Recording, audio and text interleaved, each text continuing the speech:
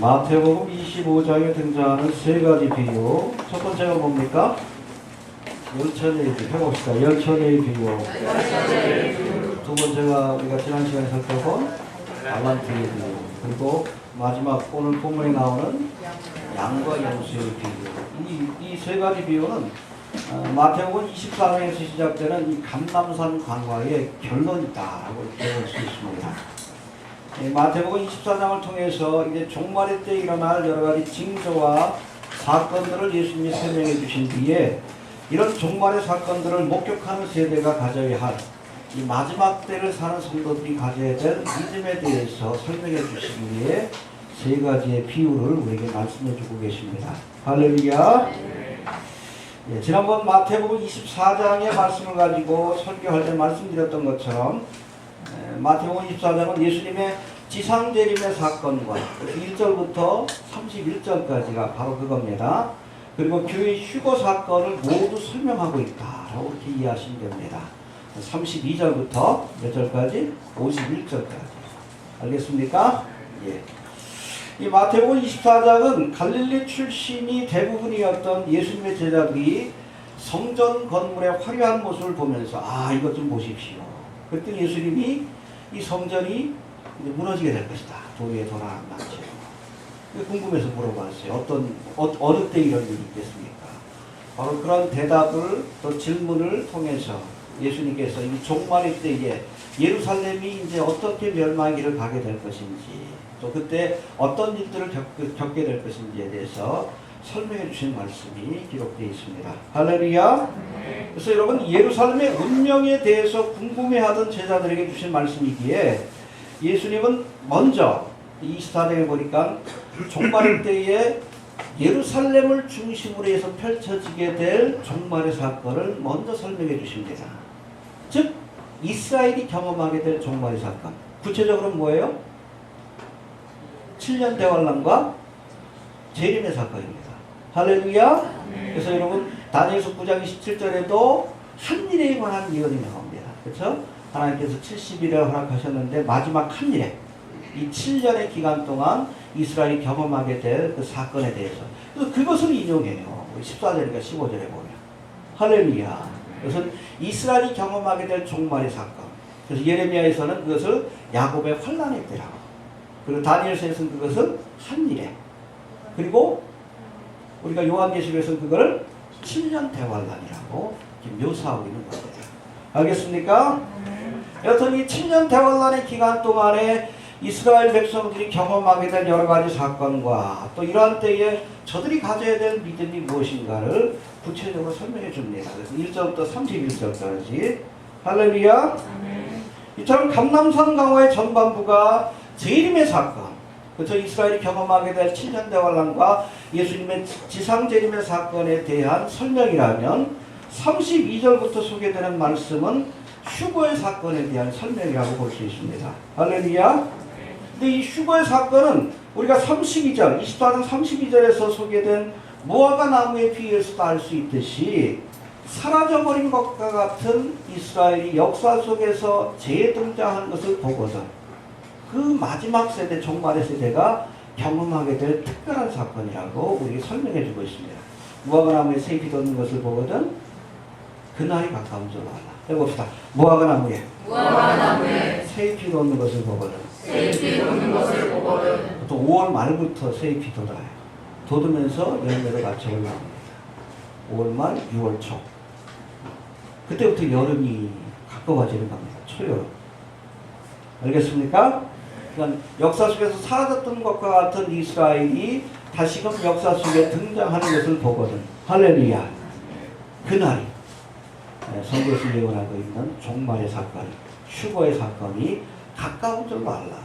바로 우리가 그 세대인 줄로 그렇게 믿습니다.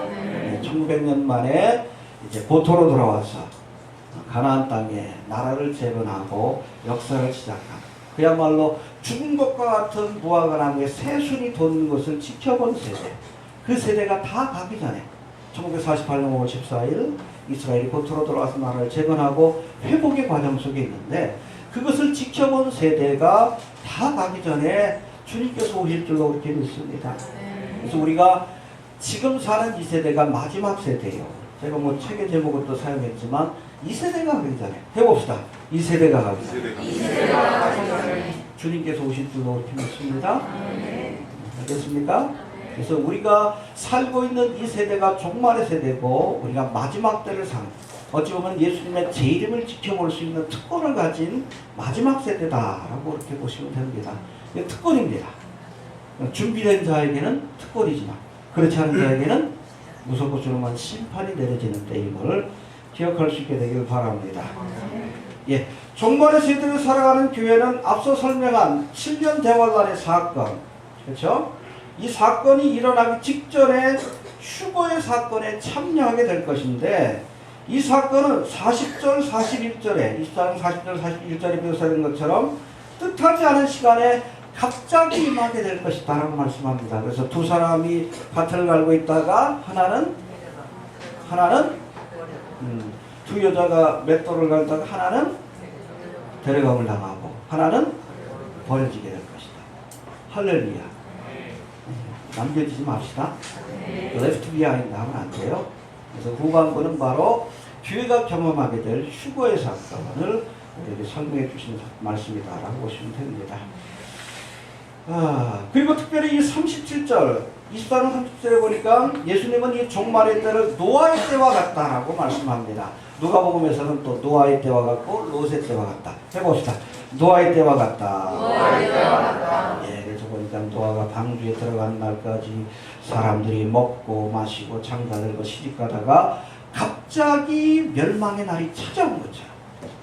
그렇죠? 홍수의 심판이 시작되기 전까지 깨닫지 못했어요. 노아 그 과적들 외에 마지막 심판의 때도 그렇게 찾아올 겁니다. 먹고 마시고 시집가고 장가하다가 갑자기 이 땅에 하나님의 택한 백성들을 데려가시는 휴거의 사건이 있은 뒤에 7년 대환란이 펼쳐지게 될 줄로 믿습니다. 그래서 하나님께서 이 노아를 안전한 방주에 옮겨 놓으시고 나서 홍수의 심판을 내리셨어요. 롯의 때도 마찬가지죠. 롯과 그의 두 딸들을 어디? 안전한 소알성에, 도피성에 피하게 하시고 비로소 소돔성에 불의 심판을 내렸습니다. 이게 바로 종말의 사건. 우리가 7년 대환란을 경험하기 전에 택함 받은 하나님의 백성들을 먼저 안전한 곳으로 옮겨 놓으시고, 제가 말씀드렸죠. 이 땅에는 안전한 곳이 없으니까 어디로 데려가셔요? 하늘로 데려가시는 거예요. 그것이 바로 휴거의 사건인 줄로 이렇게 믿으시길 바랍니다. 그래서 우리 그리스도인들이 기다리는 것은 7년 대환란과 예수님의 지상재림이 아니에요. 7년 대환란이 시작되기 전에 우리를 안전한 곳으로 데려가시는 휴거의 사건이기 때문에 우리가 그 소망을 blessed hope, 복 있는 소망이라고 하는 것이고, 우리가 그날을 마라나타의 믿음으로 기다리는 겁니다. 할렐루야. 7년 대환란을 통과해야 된다고 마라나타 하기 힘들지. 그러나 우리가 휴거의 사건을 기다리고 또 그때 신랑 되신 예수님이 우리를 데리러 오신다는 그런 믿음이 있기 때문에 마라나타, 초대교회 성도들도 그런 믿음이 있었던 겁니다. 알겠습니까? 예. 그런 믿음으로 우리가 마지막을 기다려야 할 줄로 이렇게 믿으시길 바랍니다.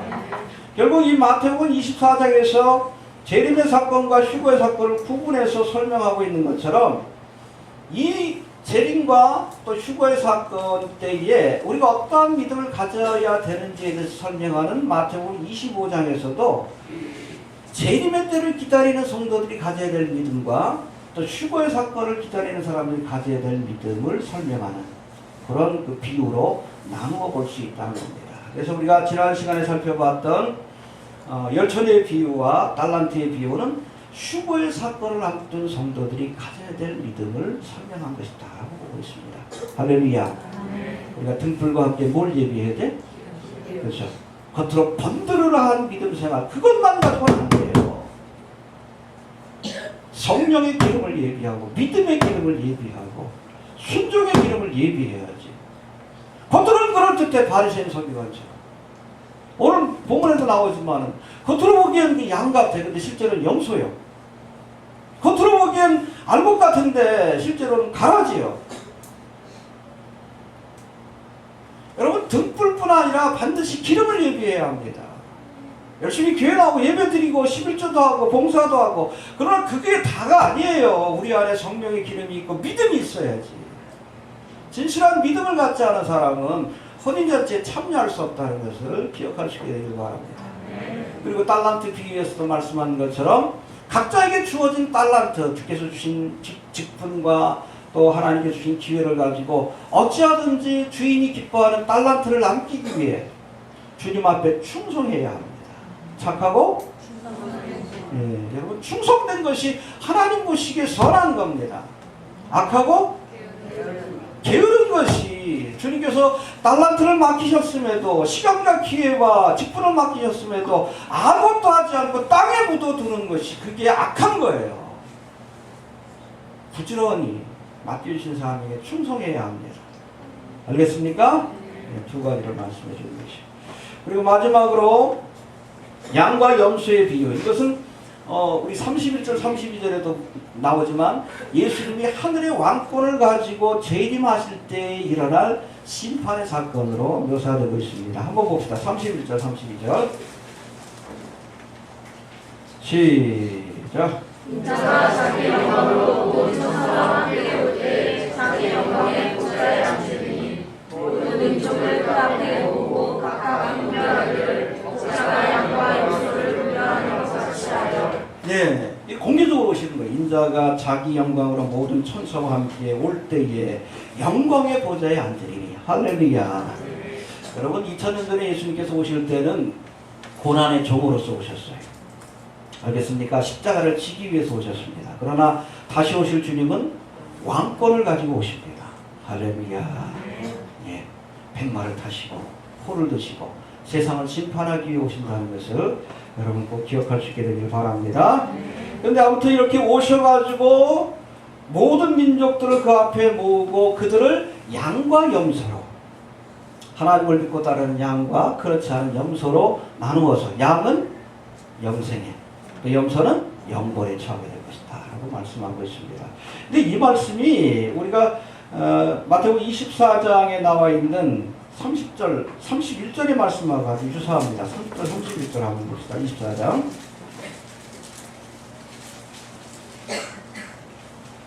시작. 그때 인자의 모습과 하늘에서 보이겠고 그때 땅의 모든 족속들이 통곡하여 그들이 인자가 구름을 타고 능력과 큰 영광으로 온 것을. 예, 여기 보니까 여기도 큰 영광과 능력으로 온다. 그렇죠? 25장에 있는 말씀하고 비슷합니다. 그렇죠? 그리고 31절 한번 봅시다. 시작. 저가 잠깐 다시와 함께 천사들을 보내리니 저희가 은혜하신 자를 하늘을 들으셔서 세상에 모으리라. 예, 주님께서 오셔서 택한 백성들을 모은다. 여기 마태복음 25장에도 비슷한 말씀이 나와요. 모든 민족을 그 앞에 모으고, 그렇죠? 그리고 나서 심판을 행하실 것이다. 양과 염소로 나누는 심판을 행하실 것이다 라고 말씀하고 있습니다. 할렐루야. 그래서 우리가 이 세 번째 비유는 뭐에 관한? 예수님이 지상 재림할 때에 있을 심판에 관한 예언이다. 또 비유의 말씀이다. 그렇게 우리가 해석을 내리는 것이 맞다는 겁니다. 그래서 첫 번째, 두 번째 열처녀의 비유와 달란트의 비유는 휴거의 사건을 앞둔 성도들이 기억해야 될 말씀. 그리고 특별히 세 번째 양과 염소의 비유는 7년 대환난을 거치고 예수님의 지상 재림 때에 여러분 구원의 자리에 서야 할 남겨진 자들, 환난 성도들에게 주신 말씀이다 라고 이렇게 보시면 될 것 같습니다. 이해가 되십니까? 33절에서는 또 이 목자가 양과 염소를 분별하여 양은 오른편에, 염소는 왼편에 두리라. 봅시다. 33절 시작. 예, 누가 양이고 누가 염소입니까? 45절에 보니까 뭐 뒤에도 나오겠지만 아무튼 어렵고 힘들 때에 주의 형제를 돕고 돌보고 뭐 해줬던 사람을 양으로, 그렇지 않은 자를 염소로 이렇게 심판을 내리시는 것을 보게 됩니다. 그래서 이 마지막 때에 이 양된 자들에게는 영생의 그 은혜가 주어지지만 그렇지 않은 자에게는 영벌의 심판이 주어질 것이다 라고 말씀하고 있습니다. 근데 왜 하필 양과 염소일까?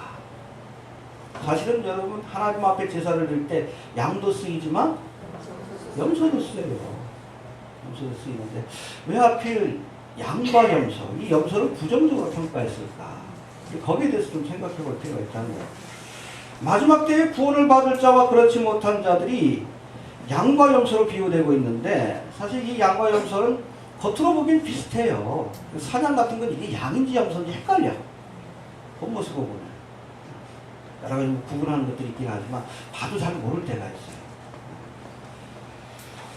하지만 행동하는 것을 보면 이 양과 염소가 멀리서 볼 때는 비슷해요. 마치 알곡과 가라지처럼. 구분이 잘 안 갑니다. 그러나 저들의 행동하는 모습을 보면 명확하게 구분이 된다고 합니다. 염소는 독립심이 강해서 따라다니기를 좋아한다고 합니다. 그래서 뭐 목자가 이렇게 옆에 가면 귀찮아하고 싫어합니다. 도망갑니다. 근데 양은 사람을 잘 따라요. 와라 그러면 오고. 순종적이라고 합니다. 순종적인 성도가 되어야 합니다. 또 염소는 욕심이 많대요. 그래가지고 어디 초지 같은 데 풀어놓으면 풀만 뜯어먹으면 되는데 풀만 뜯어먹는 것이 아니라 그냥 뿌리채 뜯어먹어가지고 그리고 나무도 그냥 뿌리채 뜯어먹고 껍데기를 다 그냥 갉아먹어가지고선 아예 그 지역이 황폐해야 된다고 합니다. 욕심이 많다. 해봅시다. 욕심이 많다. 예, 자기 고집이 강하고 욕심이 많아. 그래서 우리나라에서도 그런 일이 있죠. 무인도 같은데 서해안이나 남해안 같은데 흑염소 같은 것들을 풀어놨는데 뭐 주인이 뭐 바쁘니까 거두지 못했는데 나중에 이거 그냥 때가 돼가지고선 무인도 전체 나무하고 풀을 그냥 다 갉아먹어가지고 황폐되었다는 그런 소식이 들리기도 합니다. 그만큼 욕심이 많아. 해봅시다. 욕심이 많다. 욕심이 많다. 네. 그래서인지는 몰라도 성도와 하나님과의 관계를 묘사할 때 성경에서는 목자와 염소로 묘사하는 말씀이 없어요. 반드시 목자와 양. 대표적인 게 뭡니까? 여호와는 할렐루야. 그리고 요한복음 10장에 보면 나는 선한 목자다. 그리고 너희는 양이다. 알겠습니까? 해봅시다. 목자와 양으로 묘사하신다. 양으로 묘사하신다. 예. 여러분 염소 신자가 되지 않길 바랍니다. 어떤 사람들은 뭐 신앙생활 하는데 자기 고집대로 해. 하나님의 말씀에 순종하고 따라가는 것이 아니라 지 마음대로 나름대로 신앙생활 하는 사람들이 있어요. 응? 그런 사람들이 있잖아요. 괴리심이 뭐 짐승의 표가 될 거는 확실하지만 우리 구원과는 상관없으나 받아도 상관없다. 자기 나름대로 신앙생활을 하는 사람이 있어요. 자기 고집대로. 여러분 꼭 기억하십시오. 말씀대로 믿음 생활을 해야 합니다. 그 염소요. 양이 아니에요. 자기는 염소라고 착각하고 있습니다. 여러분 양의 특징이 뭡니까? 목자의 음성을 듣고 따르는 거예요. 때로는 이 목자가 사망의 음침한 골짜기를 인도해도 따라갑니다. 염소는 안 따라가. 고집이 있어가지고. 순종하시는 거예요. 알겠습니까? 나름대로 신앙생활하는 사람들이 있어요. 성경 말씀대로 해야 되고 그리고 하나님의 말씀을 두려워해야 되고 그렇지 않습니까? 어떻게든 그 말씀에 순종하려고 했어야 돼요. 자기 구원받았으니까 짐승의 표 받아도 상관없다. 그게 무슨 의미가 아니에요. 염소지. 고집대로 믿음 생활하지 마세요. 말씀대로 하십시오. 알겠습니까? 고집대로 믿음 생활하면 주님께서 뭐라고 합니까? 마지막 때 이 불법을 행하는 자야. 믿음을 여러분 반석 위에 말씀 위에 세워야 되는데 자기 고집대로 자기 생각대로 믿어. 나름대로는 열심히 믿어요.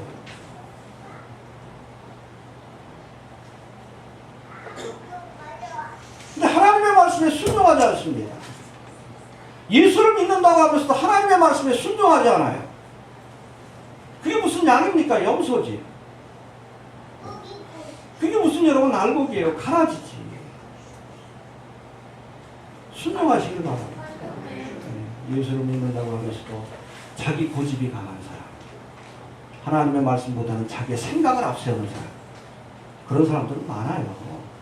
피가 감이 없어. 그 카페 보면 요즘 뭐 루시퍼가 사탄이냐 그거 가지고 논쟁을 벌이는데 보면 하나님의 말씀보다 자기 생각을 앞세워. 자기 생각. 자기 고집을 앞세워. 자기게 맞대. 다 틀리대.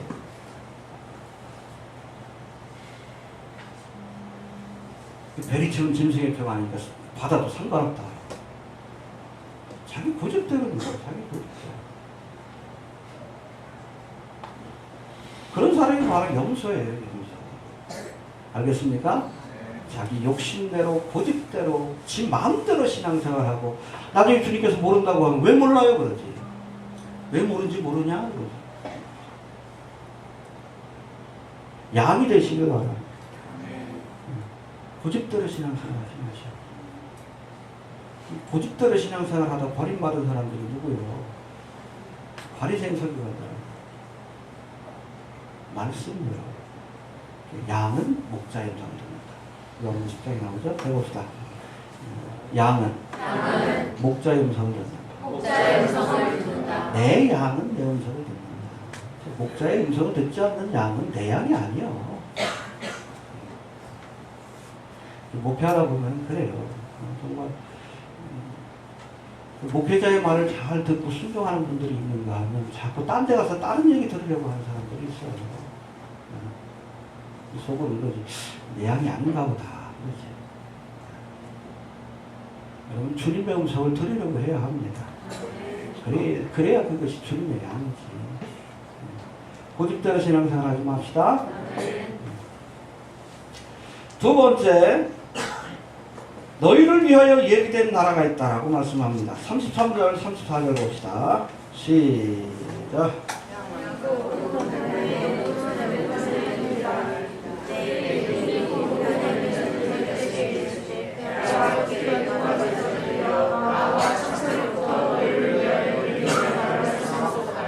예, 마지막 때에 주님께서 모든 민족을 모으시고 양과 염소로 나누신 뒤에 오른편에 있는 양들에게는 창세로부터 예비된 나라를 상속케 하실 것이다 라고 말씀합니다. 해봅시다. 창세로부터 예비된 나라를 상속케 하실 것이다. 예, 이 창세로부터 예비된 나라는 1차적으로는 예수님이 재림하시고 이 땅에 세우실 하나님의 나라. 이게 뭐예요? 천년왕국을 상징합니다. 할렐루야. 예. 그리고 궁극적으로는 천년왕국 뒤에 또 백보자 심판까지 끝나고 나서 신천신지 새 예루살렘, 우리가 보는 하늘과 땅이 사라지고 할렐루야, 새 하늘과 새 땅과 새 예루살렘을 펼쳐주셔. 궁극적으로 바로 그것이 바로 주님께서 우리를 위해서 예비해 놓으신 나라인 줄로 이렇게 믿으시기 바랍니다. 7년 대환란의 기간 동안 민족적으로 회심한 이스라엘 가운데 환란을 이기고 살아남은 자들과 모든 민족, 즉 이방인들 가운데서도 회심하고 살아남은 자들이 양의 자격을 가지고 목자 되신 예수님이 통치하는 천년왕국에 참여하게 될 겁니다. 할렐루야. 이 사람들은 우리와 똑같은 육신의 몸을 갖고 참여합니다. 그런가 하면 여러분, 천년왕국 7년 대환란 전에 휴거된 성도들, 그리고 7년 대환란의 와중에 순교한 성도들, 그리고 구약의 성도들은 무슨 몸을 가지고? 예, 부활의 몸을 가지고 천년왕국에 참여하게 될 줄로 이렇게 믿으시길 바랍니다. 아무튼 믿는 자들은, 양과 같은 믿음을 가진 자들은 그 나라를 상속하게 될 줄로 이렇게 믿으시길 바랍니다. 예. 그리고 세 번째 40절에 보니까 심판의 기준에 대해서 말씀하는데 40절 한번 봅시다. 시작.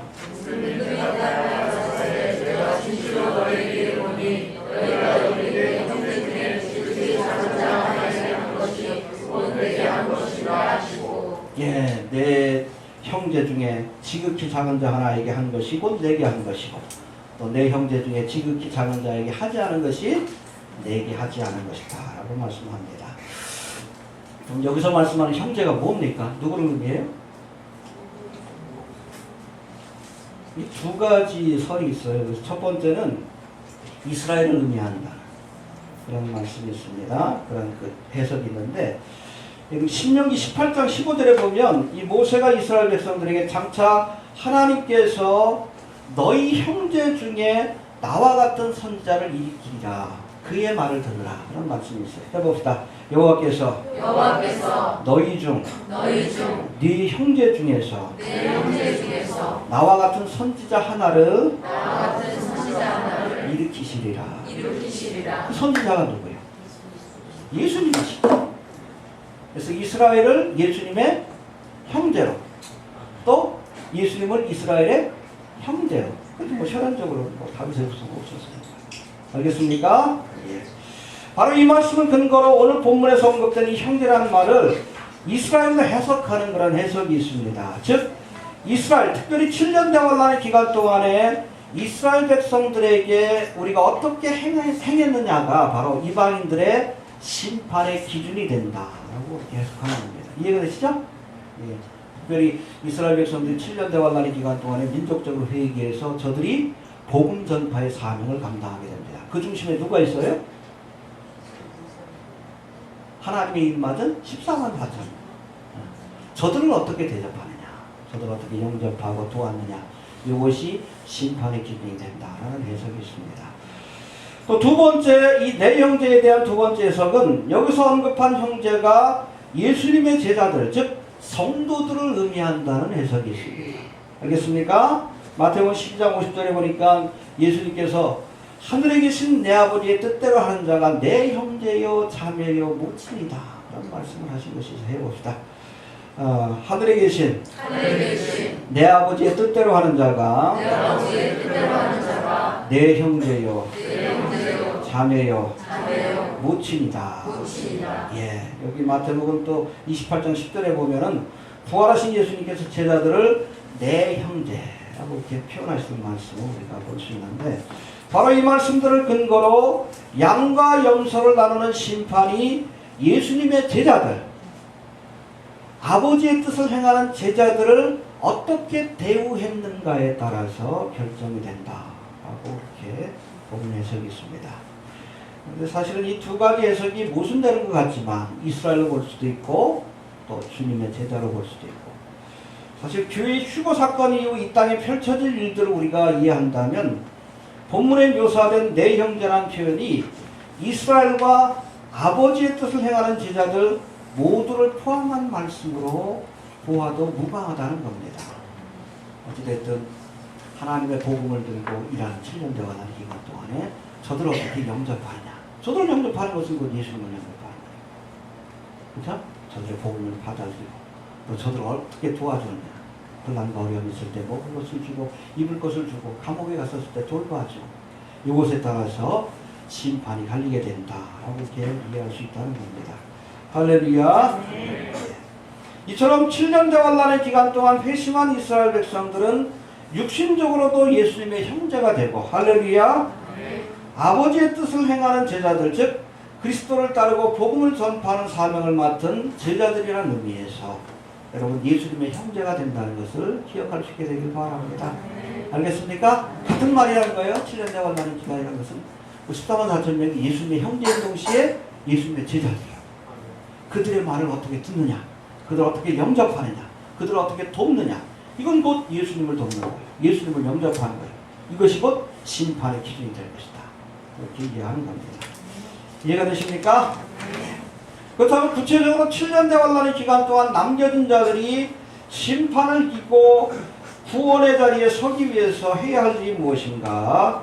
먼저 복음 증거를 위해 세움을 받은 하나님의 종들을 영접하고 돌보고 그들의 필요를 채워주어야 한다라고 이렇게 말씀하고 계십니다. 해봅시다.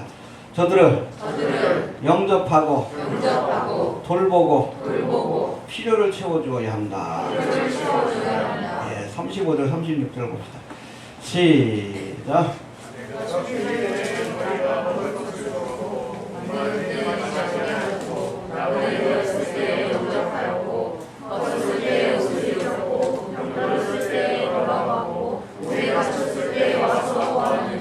예, 7년 대환란의 기간 동안에 하나님의 복음을 증거한 주의 형제들, 뭐 이스라엘 14만 4천 명이 될 수도 있고 복음을 전하는 그런 복음 전도자들도 될 수 있지만, 그들이 어려울 때 돕는 것, 그리고 저들을 어떻게 영접하는가가 마지막 심판의 기준이 될 것이다 라고 말씀하고 계십니다. 할렐루야. 4절에 보니까 내 형제 중에 지극히 작은 자, 그렇죠? 이 사명을 감당하는 자들 중에 지극히 작은 자에게 행하는 것이 곧 내게 행한 것이다. 할렐루야. 여러분, 우리가 지난 시간 달란트 비유에서 살펴본 것처럼 달란트를 묻어두고 아무것도 하지 않은 것이 죄입니다. 알겠습니까? 예. 7년 대환란이라는 시험의 때에 주변에서 죽어가는 영혼들을 보면서 저들을 구원하기 위해 아무런 일도 하지 않는다면 염소와 같이, 그렇죠? 하나님의 심판을 피할 수 없다는 것을 기억하시게 되길 바랍니다. 우리가 직접 가서 복음을 전하든지 아니면 복음 전파의 사명을 감당하는 사람들을 영접하고 저들을 돕는 일에 최선을 다해야 하나님의 심판을 이겨낼 수 있다는 것을 여러분 꼭 기억하시게 되길 바랍니다. 알겠습니까? 그게 7년 대환란이라는 정말 양과 염소가 나눠지고 많은 환란들이 시작되는 그 심판의 때 아닙니까? 그때 침묵하고 아무것도 행하지 않는다면 바로 아무것도 행하지 않은 그것 때문에 주님의 심판을 피할 수 없다는 것을 기억하시게 되길 바랍니다. 이사대전에 뭐 그런 유명한 일화가 있잖아요. 어떤 마을에 청년들이 이렇게 붙들려 왔어요. 레스탕스, 독일에 저항한다고 해가지고. 그래도 뭐 사형대 세웠는데 한 청년이 그럽니다. 아, 나는 레스탕스로 일한 적이 없다고. 독일 정부를 위해서 내가 반역한 적이 없다고. 나는 죽을 일이 없다고. 나는 죽을 필요가 없다고. 그때 옆에 있던 레스탕스 대원이 그랬다고 합니다. 이렇게 어려운 때에 나라가 망하고 어려운 때에 네가 프랑스를 위해서 아무것도 하지 않았다면 그것이 바로 네가 죽어야 할 일이다. 이해합니다. 지금 죽어가는 영혼들이 있는데 우리가 아무것도 하지 않는다. 이게 한 달란트 맡은 자가 심판받는 이유도 바로 거기 있어요. 지극히 작은 자에게 행한 것이 곧 내게 행한 것이다. 해야 합니다. 내가 직접 복음을 전하든지 하나님의 복음을 전하는 주의 종들을 돕든지 우리가 그 사명을 감당하지 않으면 하나님의 심판을 피할 수 없다는 것을 기억하시게 되길 바랍니다. 두 번째, 40절에 보니까 내 형제 중에 지극히 작은 자, 40절 다시 한번 봅시다. 시작. 그들이 믿어야 가로사대 내가 진실로 너희에게 이르노니 너희가 여기 있는 내 형제 중에 지극히 작은 자 하나에게 한 것이 곧 내게 한 것이라 하시고. 네, 지극히 작은 자에게 한 것이 곧 내게라고 했는데 내게는 누구예요? 예수님이죠. 예수님은 지극히 큰 자이죠. 알겠습니까? 하나님 앞에서는 큰 자와 작은 자의 비교가 의미가 없고 더 나아가 큰 일과 작은 일의 비교가 의미가 없다는 말씀입니다. 지극히 작은 자에게 행한 것도 지극히 큰 자이신 예수님께 행한 것으로 받아주시고 지극히 작은 일이라 할지라도 지극히 큰 일로 여겨주신다는 거예요. 이해가 되십니까? 예. 여러분 출애굽기 35장을 보면 거기 보면 하나님의 명령을 따라 성막을 짓는 장면이 나옵니다. 이 성막을 지을 때 하나님께서 어떻게 지으라고 하셨어요? 설계도만 주셨어요. 해봅시다. 설계도만 주셨다. 거기 필요한 물품은 어떻게? 이스라엘 백성들이 건물을 들여가지고 지었어요. 할렐루야. 그래서 이 땅에 우리가 성막은 교회를 상징하는데 주님께서 우리에게 말씀을 주십니다. 교회는 이렇게 해야 된다. 이렇게 지어야 된다. 그렇죠? 이게 말씀이에요. 그 실제로 누가 지어야 되는 거예요? 성도의 헌신을 통해 교회가 세워지는 겁니다. 알겠습니까? 근데 보니까 여러분 성막을 짓는데 여러 가지 것들이 필요하잖아. 뭐 성막을 우리가 황금집이라고 얘기를 합니다. 왜? 안에 들어가면 다 황금으로 되어 있기 때문에. 조각목에 황금으로 이렇게 다 쌓아져 있기 때문에. 금이 필요하지. 그리고 제사장의 흉패에 뭐가 있어요? 12개의 보석. 보석도 필요하지. 은도 필요하고. 그래서 부자들은 금을 바치고 은을 바치고 보석을 바쳤어요. 근데 가난한 사람도 그걸 못 바치잖아. 특별히 여자들 같은 경우. 그 사람들 뭘 바쳤어? 염소털을 가지고 실을 싸가지고 바쳤어요. 할렐루야. 여러분 부자들이 바친 금은 보화만 쓰여진 것이 아니라 가난한 여자들이 손수 염소털을 가지고 짜서 만든 실이 성막을 만드는 데 쓰였다는 것을 우리가 꼭 기억해야 합니다. 알겠습니까? 하나님 앞에서는 큰 일과 작은 일의 구분이 의미가 없다는 거예요. 하나님은 황금과 보화만 받으시는 것이 아니라 가난한 여자들이 바친 작은 털실도 기쁨으로 받아주시고 그것이 합쳐져서 하나님의 나라를 이루게 된다는 것을 기억할 수 있게 되길 바랍니다. 여러분 하나님을 위해서 바친 예물이라면 모든 것이 다 큰 예물입니다. 알겠습니까? 금은 보화만 큰 예물이 아니에요? 그렇죠? 가난한 여인이 바친 실 한 털옥도 큰 예물이라는 것을 여러분 기억할 수 있게 되길 바랍니다. 또 하나님을 위해서 한 일이라면 모두가 큰 일입니다. 작은 일은 없어요. 그렇죠? 예배드리고 나서 식사드리고 설거지하는 것도 큰 일이요. 알겠습니까? 네. 또 주님을 위해서 수고하는 자들은 모두가 다 큰 자입니다. 지극히 작은 자가 예수님 같은 큰 자라고. 지극히 작은 자에게 행한 것이 지극히 큰 자이신 예수님께 행한 것이다라고 말씀하고 계십니다.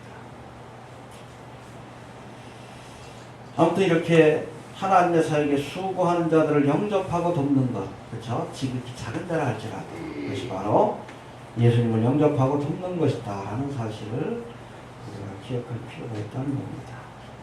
한 달란트라고 가볍게 여기지 마시고 여러분 주위 형제 중에서 지극히 작은 자라도 저를 도와서 하나님의 나라를 세우는 일에 최선을 다해야 한다는 것을 기억하시게 되길 바랍니다. 해봅시다. 지극히 작은 자에게 한 것이 지극히 작은 자에게 한 것이 내게 한 것이다. 내게 한 것이다. 작다 크다는 사람의 기준이요. 하나님 보시기엔 다 똑같습니다. 황금을 바치면 큰 예물 아니요. 염소털을 가지고 실을 짜서 만들어 바쳐도 큰 예물입니다. 알겠습니까? 강단에서 목회하고 큰 교회를 사역하는 목사가 큰 자? 아니요. 교회에서 비록 적은 일을 할지라도 충성하고 최선을 다하면 주님께서는 큰 일로 받아주시는 겁니다. 이해가 되십니까?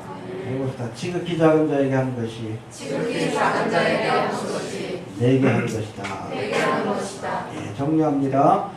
이제 복음을 들고 찾아가는 주의 형제들을 영접하는 것이 곧 예수님을 영접하는 것이고 저들을 돌보고 대접하는 것이 곧 예수님을 대접하는 것이고 예수님을 돕는 일이라고 말씀하고 계십니다.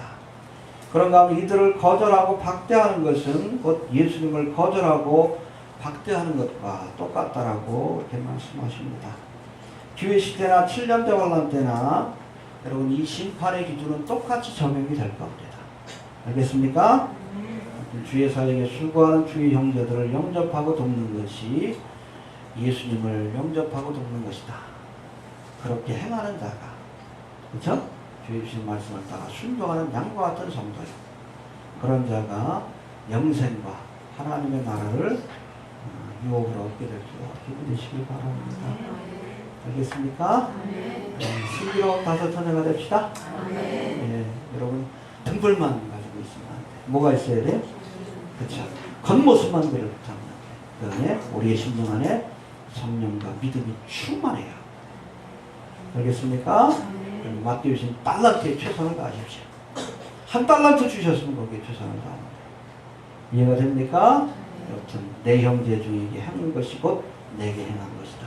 주님의 사역에 수고하는 자들을 돕고 저들과 함께 이 땅에 복음을 전하고 영혼을 구원하는 사역에 함께 하지 않으면 하나님의 심판을 피할 수 없다는 것을 기억하시고 또 지극히 작은 자에게 행한 것을 주님께서는 자신에게 행하는 것으로 받아주시고 갚아주신다는 것을 기억하면서 마지막까지 주께서 맡긴 사역에 충성하는 우리 모두가 될 수 있기를 바랍니다. 주신 말씀 듣고 기도합니다.